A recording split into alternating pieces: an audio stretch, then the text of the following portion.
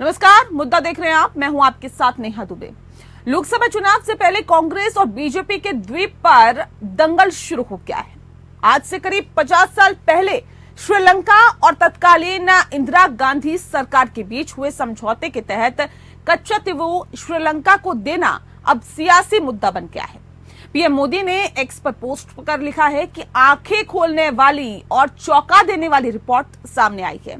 नए तथ्यों से पता चलता है कि कैसे कांग्रेस ने बेरहमी से कच्चातीवू श्रीलंका को दे दिया था। इससे हर भारतीय नाराज है और लोगों के मन में फिर से इस बात की पुष्टि हुई है कि हम कभी भी कांग्रेस पर भरोसा नहीं कर सकते।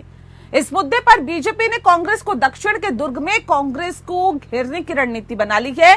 बीजेपी को भरोसा है कि इस मुद्दे पर वो तमिलनाडु के कांग्रेस और डीएमके पर सियासी बढ़त बना सकती है। इस रिपोर्ट को देखें।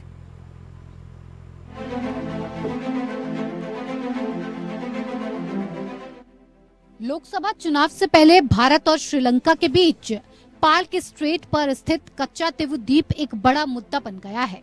उत्तर प्रदेश में भाजपा के चुनाव अभियान का शंखनाद करते हुए मेरठ की रैली में इस मामले को प्रधानमंत्री ने उठाया। अब प्रधानमंत्री ने कच्चातीवू द्वीप श्रीलंका को देने के लिए कांग्रेस पार्टी पर निशाना साधा है। एक आरटीआई रिपोर्ट का हवाला देते हुए उन्होंने एक्स पर लिखा, ये चौंकाने वाला है। नए तथ्यों से पता चला है कि कांग्रेस ने जानबूझकर कच्चातीवू द्वीप को श्रीलंका को दे दिया था और इसे लेकर हर भारतीय गुस्सा है और एक बार फिर से मानने पर मजबूर कर दिया है कि हम कांग्रेस पर भरोसा नहीं कर सकते हैं। भारत की अखंडता, एकता को कम कर और हितों को कमजोर करना ही कांग्रेस के काम करने का तरीका है, जो 75 सालों से जारी है। करीब 50 साल पहले हुए इस समझौते पर अब लोकसभा चुनाव से पहले सियासत गर्म है। विदेश मंत्री एस जयशंकर ने कच्चातीवू मुद्दे पर कांग्रेस और डीएमके पर गैर जिम्मेदाराना वाला रुख अपनाने का आरोप लगाया। विदेश मंत्री एस जयशंकर ने कहा कि 1974 के समझौते में कच्चातीवू को श्रीलंका को दे दिया गया, तभी मछुआरों की एंट्री पर बैन लगा। In 1974, India and Sri in June 1974 concluded an agreement where they drew their maritime boundary. And in drawing the maritime boundary, Kacchathivvu was put on the Sri Lankan side of the boundary. This agreement of 1974 BJP ने अब सिलसिलेवार तरीके से कच्चातीवू मुद्दे पर कांग्रेस को घेरने की मुहिम छेड़ दी है। चोरी चोरी छुपे छुपे और षड्यंत्रकारी तरीके से कच्चातीवू आइलैंड को सौंप देती है। आज उसका कच्चा चिट्टा सामने निकल कर आया है, तो सवाल का जवाब तो उनको देना चाहिए कि तमिल प्राइड की राजनीति करने वाले तमिलनाडु के जो मछुआरे हैं, हजारों लाखों मछुआरों की जिंदगी और जीवनी को संकट में किसने डाला, भारत के अभिन्न अंग को किसने सौंपा। और ये पॉलिटिक्स ऑफ फैमिली फर्स्ट जो हमेशा नेशन फर्स्ट पर भारी पड़ जाती है, उसके चक्कर में क्या ये नहीं किया गया। आज तो तथ्य और दस्तावेज बताते हैं कि नेहरू जी ने 1960 में लीगल हिस्टोरिकल एविडेंस के खिलाफ जाकर कहा कि ये कच्चातीवू आइलैंड जो है, टापू जो है, इसकी कोई अहमियत ही नहीं है, ये तो केवल एक जमीन का टुकड़ा है, दे दो। वहीं विपक्ष ने इसे बीजेपी का चुनावी स्टंट करार दिया है। दरअसल कच्चातीवू पाक जलडमरू मध्य में एक छोटा सा द्वीप है जो बंगाल की खाड़ी को अरब सागर से जोड़ता है। ये द्वीप भारत का था। तमिलनाडु भाजपा प्रमुख के अन्नामलाई ने आरटीआई दायर कर कच्चातीवू के बारे में पूछा था। अब आरटीआई सामने आने पर पता चला है कि सन 1974 में भारत की तत्कालीन प्रधानमंत्री इंदिरा गांधी और श्रीलंका के राष्ट्रपति श्रीमावो भंडारनायके ने एक समझौता किया था और इसके तहत कच्चातीवू द्वीप को श्रीलंका को औपचारिक रूप से सौंप दिया गया था। रिपोर्ट में बताया गया है कि इंदिरा गांधी ने तमिलनाडु में लोकसभा अभियान को देखते हुए ये समझौता किया था।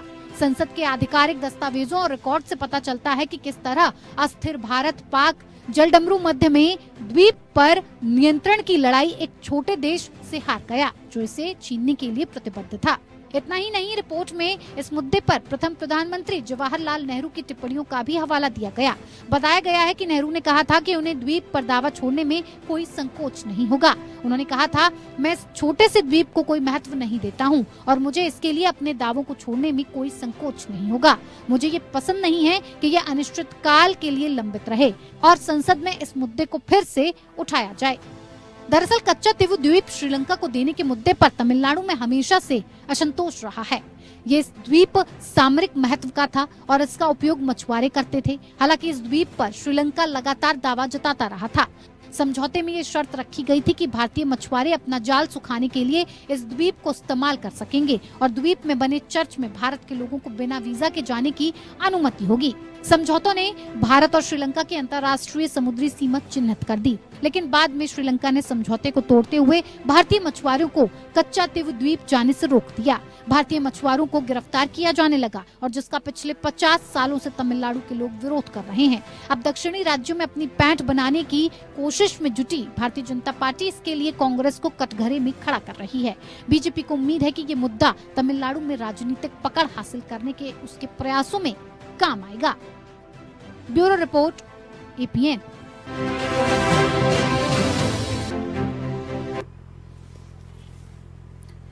और चलिए इस विषय पे आज हम तफसील से चर्चा करेंगे और कच्चा तीवू का कच्चा चिट्ठा जो सामने आया है उसको समझने की कोशिश करेंगे। इस विषय पे तफसील से चर्चा करने के लिए खास मेहमान हमारे साथ मौजूद है, उनसे आपका परिचय करा देते हैं।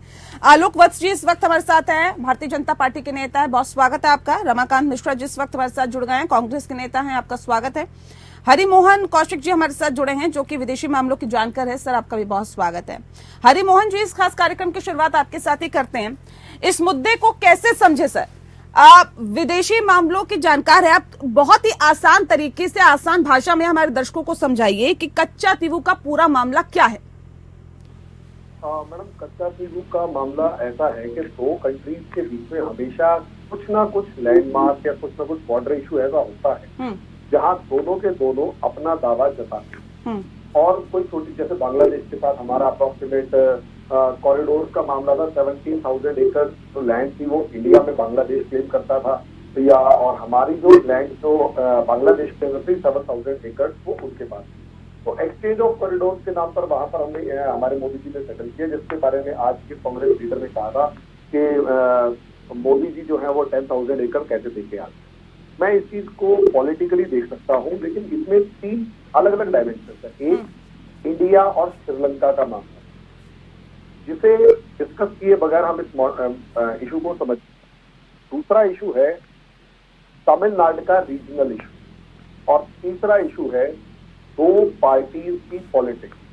दो पार्टीज की जो पॉलिटिक्स है जिसमें कांग्रेस और बीजेपी आमने सामने है। बीजेपी साउथ में अपनी जड़ें जमा रही है और कांग्रेस जो है वहां पर भले ही पिछड़ी है, लेकिन इनका एक पार्टनर है, अलाइज है, वो जो इंडिया अलायंस का एक पार्टनर है जिनका नाम है डीएमके। तो तमिलनाडु के लिए ये एक बहुत ही रीजनल इशू है, क्योंकि वहां पर मछुआरे हैं, मछुआरे जिस तरीके से मछलियां पकड़ते हैं, जाल सुखाने जाते हैं, श्रीलंका उनका अपोज करता है और इस हद तक अपोज करता है कि श्रीलंका उन चीजों को जो है हमारे मछुआरों को कई बार जेल में भी डाल देता है। आए दिन खबरें आती हैं, डिप्लोमेटिक चैनल के थ्रू को छुड़वाया जाता है, लेकिन फिर भी पकड़ने का तो एक मामला होता है। और सिर्फ पकड़ना ही क्यों, कई बार नावे भी जब्त कर लेते हैं। वो इतना एग्रेसिव बिहेवियर, और ये आज से नहीं दिखा रही, ये जब पिछली कांग्रेस गवर्नमेंट। ठीक है हरिमोहन जी, मैं आती हूँ। ठीक है आलोक जी, चुनाव से ऐन पहले ये पूरा मुद्दा सामने आता है, इस पर सियासी बयानबाजी होती है। क्या ये चुनाव से पहले इस मुद्दे को उठाना और भुनाना भारतीय जनता पार्टी का एक मकसद है क्या? देखिए नेहा जी, ये कहना गलत होगा कि चुनाव के पहले। आरटीआई में हमने जवाब मांगा था, वो अभी आया है। वो पहले आ गया होता तो पहले ये बात आ जाती सामने।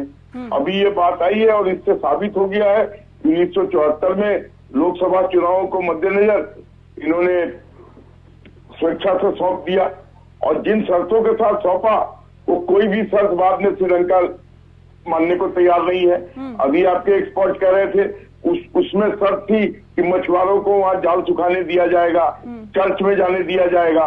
वो सारी चीजें इन्होंने श्रीलंका ने स्थगित कर दी। वो मछुआरों को पकड़ के जेल में डाल रहे हैं, वहां चर्च में जाने पर प्रतिबंधित कर दिया है।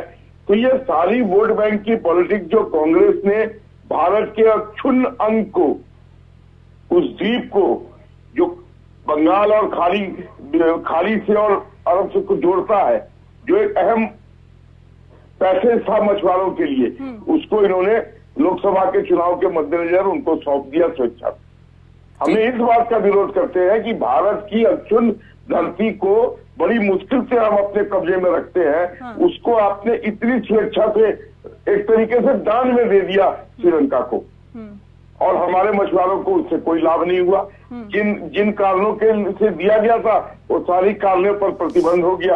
आज हम ठगे से रह गए हैं। ठीक है रमाकांत जी, सवाल इस बात को लेकर है सर, लोकसभा चुनाव के मद्देनजर ये पूरा काम किया गया था और ये देखते हुए कि कांग्रेस पार्टी को इससे फायदा होगा। अब मतलब चुनाव आएंगे तो कांग्रेस पार्टी भी कुछ भी करती रही है क्या इससे पहले, ये समझा जाए इससे? देखिए मैं अभी वक्त की बात मैं सुन रहा था। हाँ। बहुत अच्छा लगा, कम से कम इन्होंने कहा कि आरटीआई से खुलासा हुआ और अभी इनको पता लगा।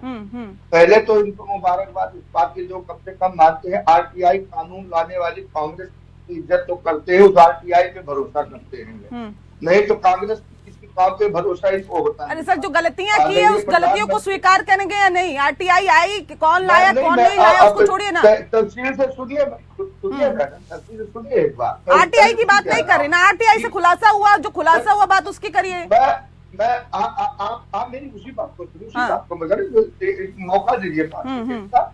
मैं उसी बात को कह रहा हूँ जो आज जिस बात कर रहे हैं की बात की जा रही है, ये 1974 में समझौता हुआ। आज 2024 में मोदी जी को याद आया, इसके पहले अटल जी की भी सरकार थी और भी सरकारें रही है। 10 साल पूरा आज मोदी जी को राज करके हो गया और मोदी जी को आज तक ये पता ही नहीं लगा, यहाँ तक स्थिति नहीं पता लगी, जबकि 2014 में इन्हीं के मंत्री ने कहा था कि एक बार जो समझौता हो गया दो देशों के अंदर, अब तो उसको लेने के लिए युद्ध करना पड़े।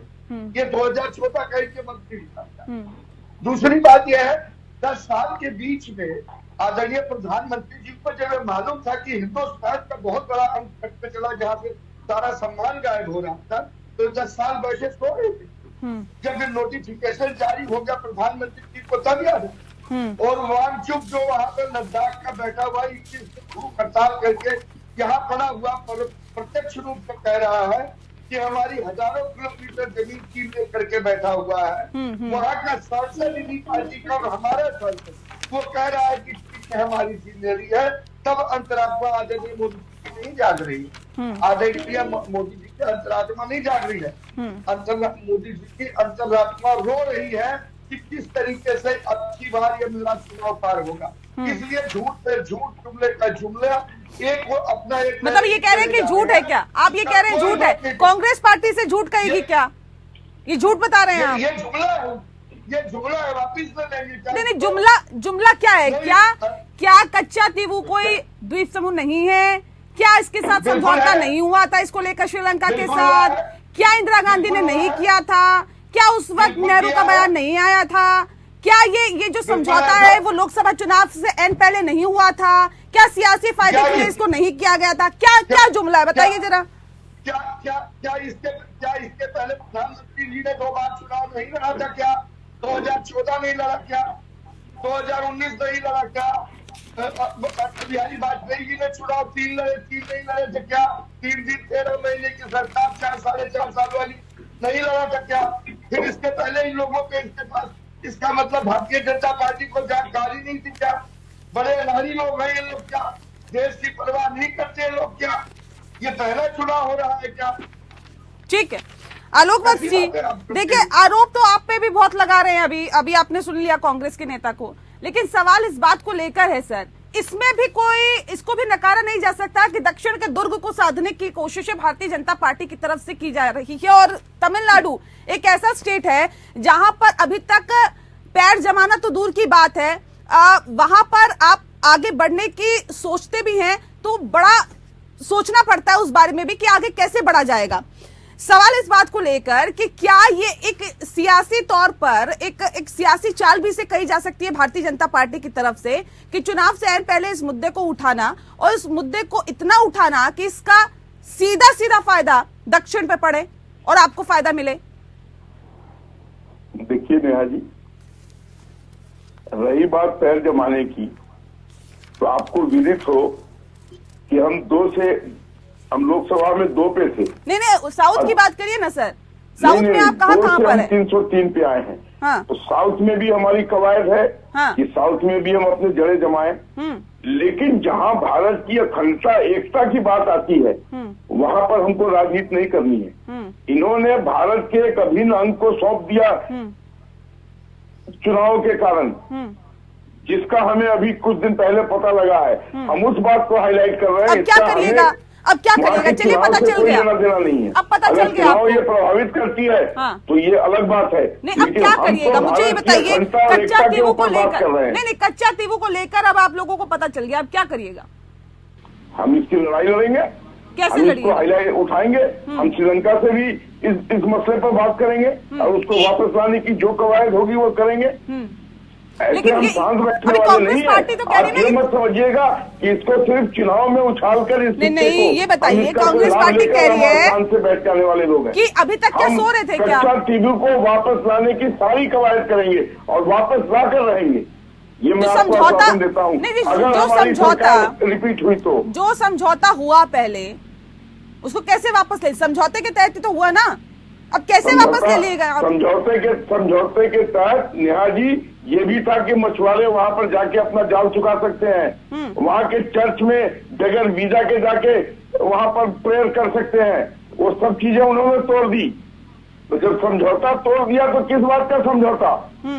समझौते के तहत जितनी चीजें थी उसको मान लो। आज की डेट में श्रीलंका के लोग कितने मछुआरों को जेल में कैद कर दिया था, आज भी कैद कर रहे हैं जो जा रहे हैं वहाँ। तो जब समझौता का उल्लंघन कर दिया आपने तो समझौता किस बात का? समझौते का उल्लंघन हुआ या नहीं हुआ, लेकिन इससे पहले भी सरकारें रही आपकी, उस वक्त भी ये मसला नहीं उठा। तो अब कांग्रेस पार्टी तो सीधे सीधे कह रही है कि जी अभी तक सो रहे थे क्या? इससे पहले भी 2014 से आपकी सरकार है, उससे पहले अटल सरकार रही। नेहा जी, जब जागो तब सवेरा, पता ही हमें अभी लगा है तो हम पहले कैसे इस बात को कर देते? ठीक है, हमें पता ही अभी लगा है। ठीक है, ठीक है। लेकिन अब हम छोड़ने वाले नहीं हैं। ठीक है हरिमोहन जी, ये इस तमाम चीजों से जो अभी तक चीजें निकल के सामने आई है, क्या इससे ये तय होता है कि एक तो तमाम समझौतों का उल्लंघन किया जा, जो समझौता हुआ, जो एक क्राइटेरिया था, जो पैरामीटर सेट किए गए थे, उसका उल्लंघन हुआ है, पहली बात। और दूसरी बात ये कि ये जो समझौता हुआ ये चुनाव से पहले हुआ था सियासी फायदा लेने के लिए, और अब ये जो पूरा घटनाक्रम है ये भी हो रहा है सियासी फायदा लेने के लिए। नेहा जी, एक्चुअली क्या है, इसे आप इस तरीके से देखिए जियो पॉलिटिकल एस्पेक्ट से कि मैं इस टाइम पर कच्चा तीवू आइलैंड के इशू को देखूंगा तो हमारे प्रधानमंत्री किसी भी मुद्दे को सिर्फ पॉलिटिक्स के पॉइंट ऑफ व्यू से कभी नहीं उठाते। मुझे जहां तक लगता है, चाहे आप उसे लक्षद्वीप के अंदर जाकर फोटो खिंचवाना देख लें, चाहे आप और भी कोई ऐसे बहुत सारे मुद्दे हैं जहां पर जियो पॉलिटिक्स के पॉइंट ऑफ व्यू को देखते हुए और जो इस टाइम पर सिनारियो चल रहा है उसको देखते हुए जो कदम उठाया जाए और बात उठाई जाए वो ज्यादा इंपॉर्टेंट है। मुझे लगता है कि ये मामला भले ही पॉलिटिकल माइलेज देने के लिए हम सबको दिखाई दे रहा है, हाँ। लेकिन असलियत में श्रीलंका के अंदर जिस तरीके से चाइना का एक डोमिनेंस बढ़ रहा है, जैसे मालदीव में हम लोग देखते हैं, श्रीलंका के अंदर देखते हैं, बांग्लादेश के अंदर इंडिया आउट कैंपेन देखते हैं, तो ऐसे में अब तक, और ये कहना जैसे अभी हमारे पैनलिस्ट कह रहे थे कि इंडिया को अब तक पता ही नहीं था या हमें अब तक पता ही था, ये तो देखिए मैं इस चीज से एग्री नहीं करता।